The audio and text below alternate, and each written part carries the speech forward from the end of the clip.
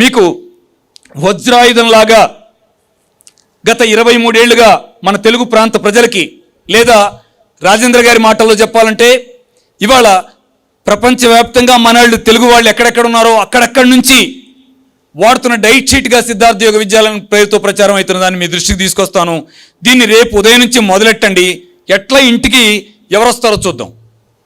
ఏ శత్రువు ఇంటికి వచ్చి నిన్ను హాస్పిటల్లో పడేస్తుందో చూద్దాం. 1, ఉదయం లెగ్గానే 2 గ్లాసులు గోరువెచ్చటి నీళ్ళు తాగండి.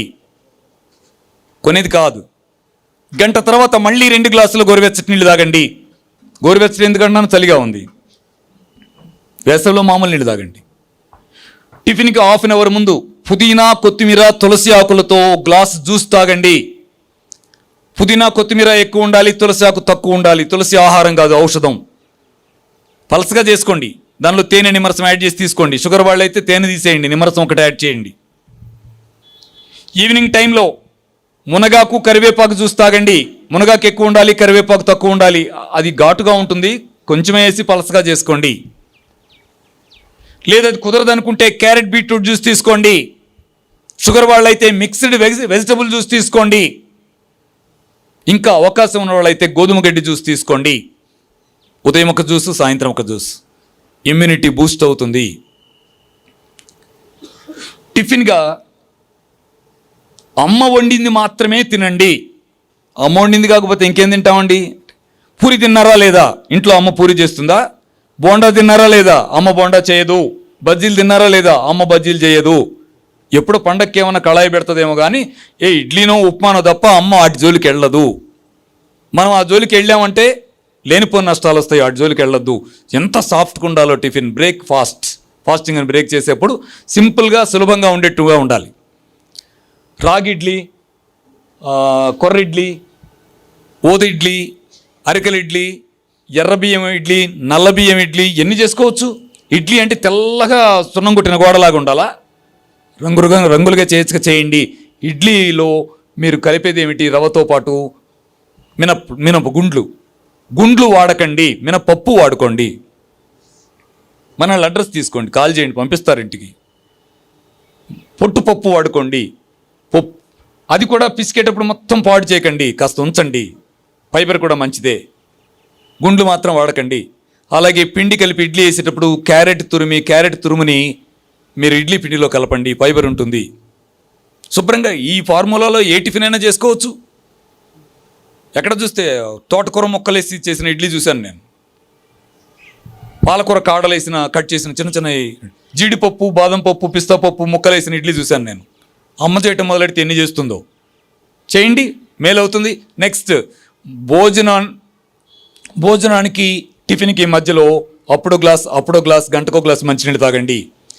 మధ్యాహ్నం భోజనానికి కరెక్ట్గా ½ అన్ అవర్ ముందు 2 గ్లాసులు నీళ్ళు తాగి ఉండండి. నీళ్ళు తాగిన ½ అన్ అవర్ తర్వాత భోజనం చేయండి. భోజనంలో 50% కూర ఉండాలి.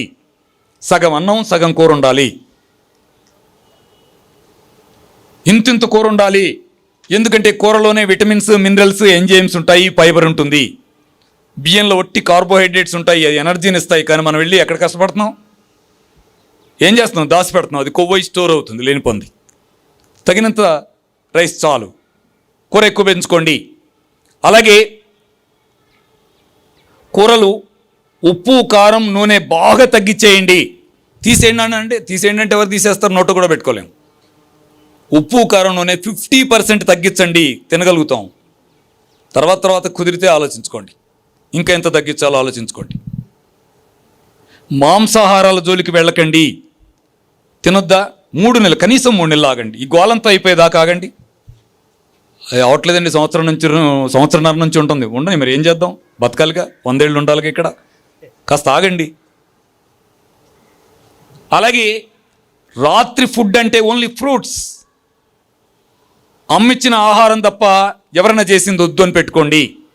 అమ్మకి కష్టం తప్పుద్ది వంటగదిలో, మనకి ఆరోగ్యం మెరుగుపడుతుంది. రాత్రిపూట వంట లేదు, ఓన్లీ ఫ్రూట్స్. బొప్పాయి, జామ, పుచ్చకాయ, దానిమ్మ, కర్బూజాల మార్కెట్లో దొరికి పళ్ళన్నీ తెచ్చుకొని అదొకటి కట్ చేసి పళ్ళెం నిండా పెట్టుకొని పొట్ట నిండా తినేయండి. షుగర్ ఉంటే ఏం చేయాలి? షుగర్ ఉన్నా అదే తినండి. పెరిగితే పెరగదు, తగ్గుతుంది. పళ్ళు తింటే షుగర్ పెరుగుద్దనే గోళీలు తిన్నట్టు, చాక్లెట్లు తిన్నట్టు ఆ బీళ్ళలు మింగుతున్నాం. మీరు శుభ్రంగా కీరా దోస, కర్బూజా, బొప్పాయి, జామకాయలు, ఎన్ని జామకాయలు తిన్నా ఎక్కడి నుంచి పెరగాలి షుగరు?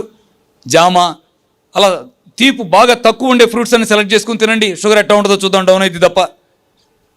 ప్రయత్నం చేయండి. అలాగే రోజు ఉదయం కానీ సాయంత్రం కానీ కనీసం నడవండి, వాకింగ్ చేయండి. యోగా కేంద్రంగా నువ్వు యోగా చేయాలని చెప్పాలి, వాకింగ్ చేయమంటావేంటి? యోగా చేస్తే సంతోషం, అంతకంటే ఏం కావాలి మాకు? యోగా చేయండి. యోగా సెంటర్ మా ఏరియాలో లేదండి, వాకింగ్ చేయండి. వాకింగ్ చేయటానికి ఏం కేంద్రం కావాలి? రోడ్డుని వెళ్ళి నడవచ్చు. రోడ్డుని ఎందుకు నడుస్తాం? ఇంట్లో నడవండి. ఇంట్లో ప్లేస్ ఎక్కడ ఉంది? ఇంటి చుట్టూ లేదా? పైకి ఎక్కండి, టెర్రస్కి ఎక్కండి, పైన స్లాబ్ మీద తిరగండి. కాస్త ఒంటికి చెమటొచ్చేలాగా అవకాశం ఉంది, స్విమ్మింగ్ చేయండి. లేదు ఇంకా అద్భుతం, పిల్లలకి సెటిల్ నేర్పండి. పసిపిల్లలు ఇంత లావు అవుతున్నారండి, ఏం చేయమంటారు? ఏమైనా మందు ఉందా ప్రకృతిలో? ప్రకృతిలో మందు ఎందుకండి? 2 బ్యాట్లు కొనివ్వండి, వాళ్ళతో కలిసి మీరు ఆడండి. కష్టపడితే మంచి జరుగుతుంది. ఇది జీవన విధానంగా మలుచుకోండి. మిత్రులారా, సిద్ధార్థ యోగ విద్యాలయం చెప్తున్నటువంటి ఏ ప్రాబ్లం వచ్చినా చెప్తున్న రహస్యం అంతా ఇది మాత్రమే. ఇందాక అడ్రస్ అడిగిన వాళ్ళకి నా ఆన్సర్ ఇది, ఫోన్ నెంబర్ అడిగిన వాళ్ళకి నా ఆన్సర్ ఇది. ఇంతే, ఇది చేసేయండి. జబ్బు ఎందుకు తగ్గదో చూద్దాం అంటే ఇంతేనా? ఇంకేదో రాస్తున్నారంట కదా. అవును, రాస్తున్నాను, నిజమే. ఏం రాస్తున్నాను? వీర్రాజు గారు చెప్పారు, మన గాంధీ సంస్థల రాజేంద్ర రెడ్డి గారు చెప్పారు. ఈయన ఏం రాస్తాడంటే ఆకులో కాయలో అంటాడని. నిజమే, అది అమ్మ నేచర్ ఎంత అద్భుతంగా మార్చిందంటే, కిడ్నీలో రాళ్ళుంటే కొండపిండి ఆకు జ్యూస్ చేసుకొని తాగండి నాన్న తగ్గుతుంది అని పెట్టింది అక్కడ. కొండపిండి ఆకుని మనం కలుపుగడ్డి ఎంతో వేవతల బారేసాం. ఆయుర్వేదంలో కొండపిండాకు ఉండేదంట, అంటే కొండపిండి ఆకు అని ఒకటి ఉండేదంట, అది అడవుల్లో ఉంటుంది అనుకుంటా. శ్రీశైలం అడవుల్లోనా, అటు నల్లమల అడవుల్లోనా, లేకపోతే గోదావరి లోయ ఫారెస్ట్లోనా? కాదు, ఇంటి చుట్టూ ఎక్కడంటే అక్కడ ఉంది. కొండపిండి ఆకు తీసి జ్యూస్ చేసుకొని పొద్దున సాయంత్రం తాగితే కిడ్నీలో రాళ్ళు కరిగిపోతాయి. కోద్దాం పట్టు అంటే నిద్ర లేకుండా వస్తున్నారు పాపం మన కోసం వాళ్ళు కష్టపడి. కోయించుకోవడానికి వెళ్తున్నాం కాబట్టి వాళ్ళని తప్పు అంటారేంటి? తప్పు మంది కదా, అమ్మించిన కొండపిండాకు వాడుకోవచ్చు కదా. గాల్ బ్లాడర్లో స్టోన్స్ వచ్చినాయండి, సన్న రంధ్రం పెట్టి తీసి బయటేసేది ఏదైనా ఉందో మీ హాస్పిటల్లో? మొత్తం కోస్తారా? సన్న రంధ్రం పెట్టేది ఉంటే మేము కోయించుకుంటాం. కాదు, మదర్ నేచర్ ఏం చేసిందంటే కొండపిండాకుతో పాటు రణపాల అని ఒక చెట్టును సృష్టించి మన కోసం ఉంచింది. పొద్దున కొండపిండాకు, సాయంత్రం రణపాలకు జ్యూస్ చేసుకొని తాగండి. గాల్ బ్లాడర్లో స్టోన్స్ ఎందుకు ఉంటాయండి? అసలు గాల్ బ్లాడర్ స్టోన్స్ అంటే ఏంటి?